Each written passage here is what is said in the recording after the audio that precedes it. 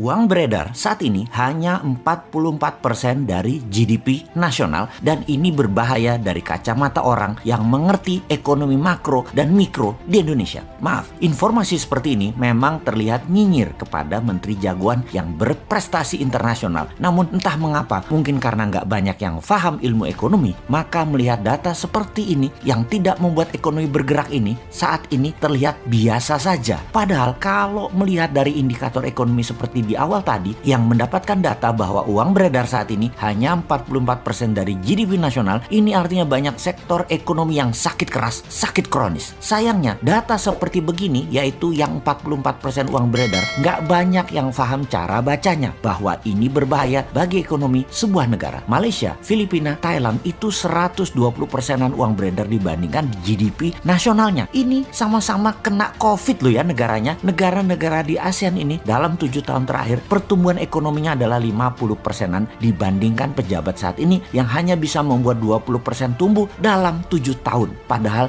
niat dan janji sucinya dulu 50%-an tumbuhnya dalam 7 tahun karena setiap tahun katanya ekonomi harus tumbuh 7%. Dan kalau semua itu tercapai tumbuhnya 50%-an. Ini harusnya ya 50%-an dalam 7 tahun. Ternyata tidak tercapai, hanya 20%. Dan untuk menutupi kegagalan tersebut, maka strategi yang dilakukan oleh yang katanya jago ekonomi dan keuangan negara tersebut yaitu menggunakan FDI, Foreign Direct Investment. Oke, bolehlah strateginya. Sekedar mengingatkan di mana nanti para new mind kalau berkuasa beda strateginya. Pakai DDI, Domestic Direct Investment. Pakai kekuatan kita sendiri dalam negeri, anak bangsa. Saat ini oleh old mind, anak bangsa kekuatan sendiri tidak dipercaya. Bahkan 4L sering mengatakan Indonesia belum mampu, jadi perlu orang Tiongkok. Heran ya, kok anak bangsa diejek tapi oleh fansnya nggak ada yang mencela atau yang kecewa. Oh lupa, punya pasukan buzzer yang selalu meluruskan hal yang bengkok dengan narasi. Bener deh, sangat jelas kalau strategi sekarang adalah cinta asing. Karena itu dipilih investasi FDI. Sekali lagi, namanya juga keputusan orang populer. Semua dilakukan terlihat benar lah. Sampai suatu hari piring kalian kosong,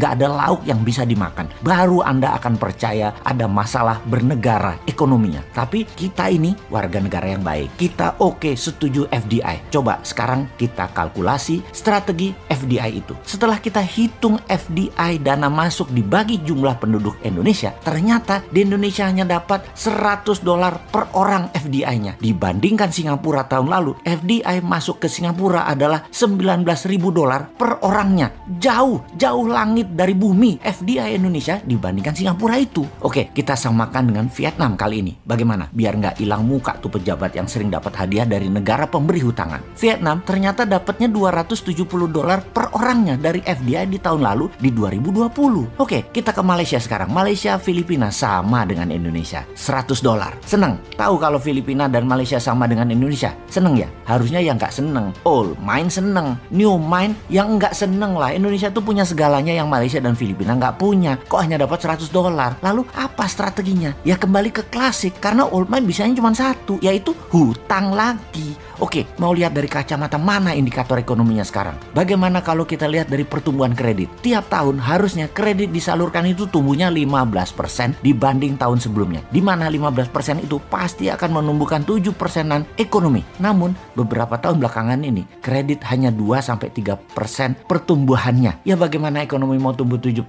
Gak ada likuiditas begitu. Bisa mikir gak sih ini pejabat yang berkuasa tentang ekonomi? Jadi wajar kan tumbuhnya tahun lalu minus 2%. Lalu kita sudah hampir 4 kuartal nih minus terus pertumbuhannya. Kita lihat deh di awal tahun 2021 ini deh. Minus apa plus? Kalau minus jadi 4 kali atau 4 kuartal. Ini menunjukkan kinerja ekonomi negatif. Bahaya ini kalau rakyat mulai lapar. Tapi jujur deh, saya menilai bagus banget narasi para buzzernya. Sehingga rakyat nggak sadar ekonomi ke arah berbahaya. Keren buzzernya, keren. Narasinya keren. Jadi bernegara pakai narasi ya baru kali ini. Kalau yang lain kan bernarasi pakai fakta dan pakai pertumbuhan ekonomi. Kalau sekarang pakai narasi, tapi narasinya emang keren. Asli nih, kalau ternyata sampai tahun 2021 akhir rakyat ekonominya makin berat, maka bisa-bisa pejabat populer tadi jadi nggak populer. Dan jangan sampai nengok semua ke bosman karena semua yang dikatakan bosman terlihat benar. Tar dulu, nggak benar juga bosman ini semua analisanya benar. Namun kalau utak-atik hitungan ekonomi rasanya jarang meleset. Lalu kalau sekali lagi sampai akhir 2021 ekonomi Indonesia masih minus, apa saran untuk mengatasi hal ini? Maka kaum new mind akan berkata, gampang, tahun 2022 pemilu dipercepat aja, nggak usah nunggu 2024. Piejal, setuju?